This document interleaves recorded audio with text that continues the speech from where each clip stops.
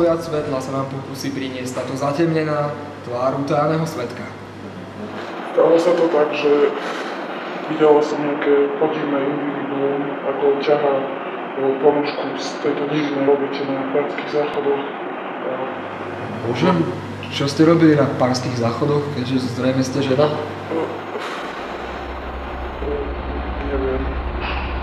Prípad sa nám zamotáva stále viac a viac.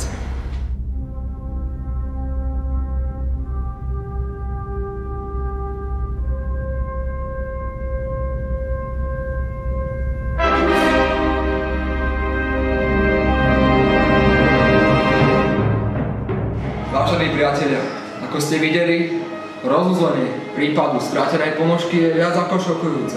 Celý čas sme podozrievali nevinného človeka. Ponožka, aj keď bola získaná nelegálne, slúžila na dobrú vec.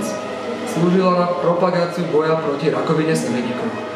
Bodku za týmto zaujímavým ponožkovým prípadom napíšeme v útorok v Uniklube na akcii Veľkonočná šalenica.